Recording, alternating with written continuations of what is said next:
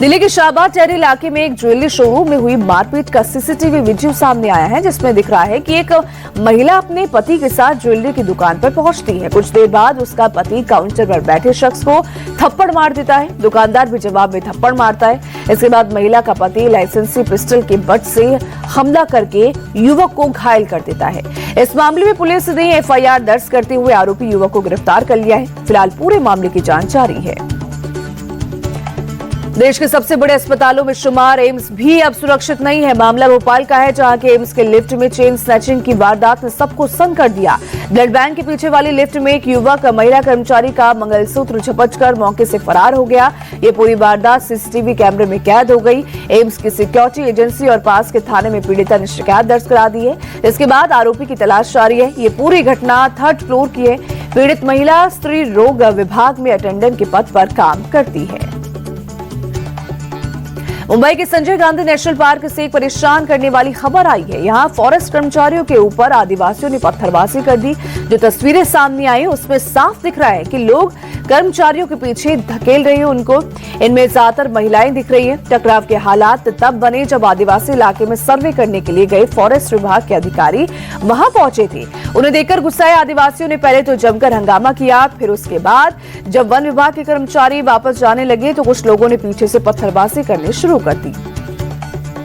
सरकारों की अपील और पुलिस की सख्ती के बावजूद देश में बैन चीनी मांझे के इस्तेमाल से लोग बाज नहीं आ रहे हैं, जिसका खामियाजा दूसरे लोगों को जान देकर चुकाना पड़ रहा है। ताजा मामला हैदराबाद का है, जहां के कुक्कटपल्ली में एक 5 साल की बच्ची की चीनी मांझे से गला कटने से मौत हो गई। बच्ची अपने परिवार वालों के साथ दोपहिया वाहन पर कहीं जा रही थी। इसी दौरान हवा में उड़कर आया चीनी मांझा अचानक बच्ची के गले में फंस गया। गंभीर हालत में उसे तुरंत अस्पताल ले जाया गया, जहां डॉक्टरों ने बताया कि उसकी मौत हो चुकी है। इस घटना से स्थानीय लोगों में काफी ज्यादा नाराजगी है। अपराध पर लगाम लगाने में बड़ी सफलता मिली है। 2024 और 25 में भारत से भागे 71 अपराधी विदेशों में ट्रेस किए गए हैं, जिनमें से 27 को वापस लाया जा चुका है। सीबीआई का ग्लोबल ऑपरेशन सेंटर विदेशी एजेंसियों के साथ मिलकर फरार अपराधियों की लोकेशन ट्रेस करता है और होम मिनिस्ट्री के साथ विदेश मंत्रालय को डेटा सौंपता है। एक रिपोर्ट के मुताबिक 1,91,000 से ज्यादा खोए, चोरी हुए या रद्द भारतीय पासपोर्ट का डेटा इंटरपोल के डेटाबेस में अपलोड किया गया है।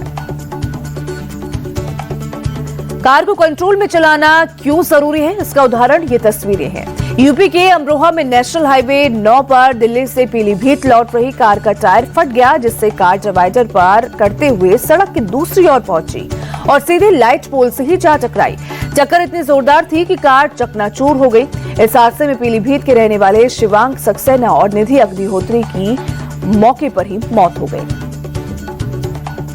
रेलबाजी में खुलेआम पिस्टल से फायरिंग, फिर बजी ताली। अब युवकों को ढूंढ रही पुलिस। ये हाल है बिहार के कटिहार का, जहां फायरिंग से जुड़ा एक और वीडियो सोशल मीडिया पर वायरल हुआ है। वीडियो में एक युवक फायरिंग करता दिख रहा है। वीडियो सामने आने के बाद पुलिस ने कार्रवाई शुरू कर दी है।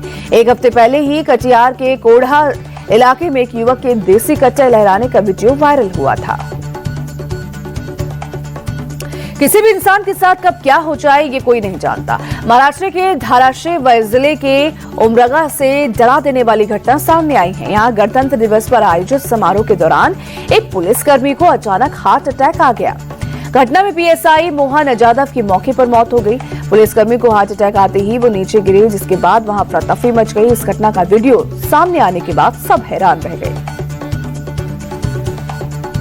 यूपी के हाथरस में तेज रफ्तार का कहर देखने को मिला। नेशनल हाईवे 93 पर एक रिजॉर्ट के सामने हुए भीषण सड़क हादसे में एक युवक की मौके पर मौत हो गई, जबकि 5 लोग गंभीर रूप से घायल हैं। ये पूरा हादसा वहां लगे सीसीटीवी कैमरे में कैद हो गया। दरअसल एक i10 कार तेज रफ्तार में हाईवे पर दौड़ रही थी। इसी दौरान सड़क किनारे स्थित एक रेस्टोरेंट में खाना खाकर बाहर निकले कैरेंस कार सवार युवक सड़क पार कर रहे थे। तभी तेज रफ्तार i10 कार ने नियंत्रण खोते हुए उन्हें जोरदार टक्कर मार दी, जिसमें एक युवक की मौत हो गई और 5 घायल हो गए। हरिद्वार में हर की पैड़ी के बाद अब गंगोत्री धाम में भी गैर हिंदू के आने पर पाबंदी लगाई जाएगी। खास बात यह है कि गैर हिंदुओं पर बैन सिर्फ गंगोत्री धाम पर ही नहीं बल्कि देवी गंगा के शीतकालीन निवास मुखबा पर भी लागू होगा। दोनों ही जगह सिर्फ हिंदुओं को एंट्री दी जाएगी। श्री गंगोत्री मंदिर समिति के अध्यक्ष सुरेश सेमवाल के मुताबिक दूसरे धर्मों के लोग टूरिस्ट के तौर पर आते हैं, हिंदू की भावनाओं का अनादर करते हैं, इसलिए उन लोगों को रोका जाएगा। वहीं आने वाले दिनों में बद्रीनाथ और केदारनाथ में भी गैर हिंदुओं के प्रवेश पर रोक लगाए जाने पर भी विचार किया जा रहा है। भारत में एआई से जुड़ी एक बड़ी खबर सामने आ रही है। एआई स्किल इंडेक्स में भारत टॉप पर जा पहुंचा है। इसका मतलब ये है कि भारत में आर्टिफिशियल इंटेलिजेंस स्किल अब सिर्फ टॉप कंपनियों या रिसर्च लैब तक ही सीमित नहीं रही, बल्कि बड़ी संख्या में इंजीनियर्स, डेवलपर्स और टेक प्रोफेशनल्स तक पहुंच चुकी है। यहां तक कि भारत में कामकाजी महिलाओं के बीच एआई स्किल्स दुनिया के मुकाबले 1.7% गुना ज्यादा है, जो अमेरिका और इजराइल जैसे विकसित देशों से भी ज्यादा है। अगर आप नोएडा, ग्रेटर नोएडा या जेवर एयरपोर्ट के पास रहते हैं तो ये खबर आपके लिए है। यमुना प्राधिकरण जेवर एयरपोर्ट के पास चीन के यीव्यू मार्केट की तर्ज पर international business and trade centre बनाएगा, जहां देश के सभी प्रमुख उत्पाद थोक दरों पर एक ही छत के नीचे मिलेंगे। एयरपोर्ट के पास मल्टीपर्पज हॉल बनाया जाएगा, जिसमें cultural programme, award show, concert कराए जा सकेंगे। डिजिटल अरेस्ट जैसे साइबर ठगी के नए तरीके बहुत तेजी से बढ़े हैं। अब इस पर नकेल कसने की तैयारी है। गृह मंत्रालय ने एक हाई लेवल कमेटी के जरिए किल स्विच नाम के एक तकनीकी समाधान पर काम शुरू किया है। प्रस्तावित सिस्टम के तहत यूपीआई ऐप या दूसरे बैंकिंग ऐप में किल स्विच नाम से अलग बटन दिया जा सकता है। इस बटन को दबाते ही खाते से किसी भी तरह का ट्रांजैक्शन तुरंत फ्रीज हो जाएगा, ताकि ठगी की स्थिति में पैसा आगे ना निकले। मुश्किल वक्त में पुलिस बुलानी है, फायर ब्रिगेड चाहिए या फिर एम्बुलेंस की जरूरत है। दिल्ली में अब इन तमाम इमरजेंसी जरूरतों के लिए सिर्फ एक नंबर डायल करना होगा, 112। मतलब आपको हर चीज के लिए अलग अलग नंबर याद रखने का झंझट खत्म होने वाला है। दिल्ली की मुख्यमंत्री रेखा गुप्ता ने इंटीग्रेटेड हेल्पलाइन 112 की शुरुआत कर दी है। इस नंबर पर सिर्फ कॉल ही नहीं, बल्कि मोबाइल ऐप, इमरजेंसी बटन और एसएमएस के जरिए भी सहायता मांगी जा सकेगी। अगर आपने गर्म कपड़े अंदर रखने शुरू कर दिए हैं तो रुक जाइए। दिल्ली एनसीआर सहित उत्तर भारत में एक बार फिर से तेज हवा और बारिश के साथ ठंड की वापसी होने के आसार हैं। मौसम विभाग के मुताबिक पश्चिमी विक्षोभ की वजह से पहाड़ों पर भारी बर्फबारी होने की संभावना है।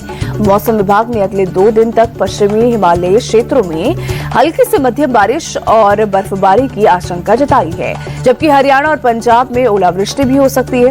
दिल्ली एनसीआर में बारिश का येलो अलर्ट जारी किया गया है, जिसकी वजह से न्यूनतम तापमान 9 डिग्री सेल्सियस तक रह सकता है, जबकि अधिकतम तापमान 19 डिग्री सेल्सियस तक जा सकता है। और अब बात करते हैं विमेंस प्रीमियर लीग की। सोमवार को वडोदरा में मुंबई इंडियंस ने आरसीबी को 15 रन से हरा दिया। मुंबई इंडियंस ने पहले बल्लेबाजी करते हुए 20 ओवर में 4 विकेट के नुकसान पर 199 रन बनाए। टारगेट का पीछा करने उतरी आरसीबी की टीम 20 ओवर में 9 विकेट खोकर 184 रन ही बना सकी। मुंबई इंडियंस के शुरुआती विकेट जल्दी गिरने के बाद हैली मैथ्यूज और नेट सिवर ब्रंट ने पारी को संभाला। दोनों ने मिलकर दूसरे विकेट के लिए 131 रन की पार्टनरशिप की। मैथ्यूज ने 39 गेंदों में 56 रन बनाए, गेंदबाजी में 3 विकेट भी लिए। वहीं नेट सिवर ब्रंट ने WPL इतिहास का पहला शतक जड़ते हुए महज 57 गेंदों में नाबाद 100 रन बनाए। आरसीबी की ओर से ऋचा घोष ने सबसे ज्यादा 90 रन बनाए, लेकिन आरसीबी को हार से नहीं बचा सकी।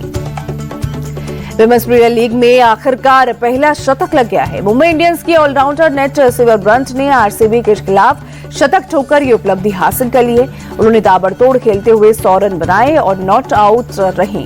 उन्हें प्लेयर ऑफ द मैच चुना गया। नेट सिवर ब्रंट ने WPL का सर्वोच्च व्यक्तिगत स्कोर बनाया।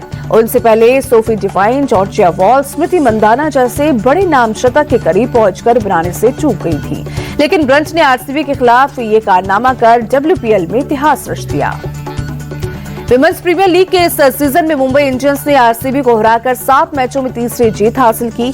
मुंबई अब तक 4 मुकाबले हार चुकी थी।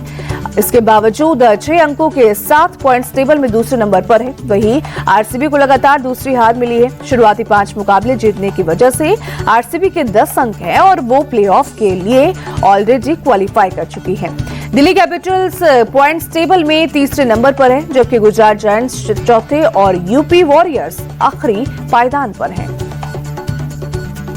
दिल्ली एनसीआर में आयोजित ट्रॉफी टूर के दौरान आईसीसी टी20 वर्ल्ड कप ट्रॉफी की पहली झलक सामने आई।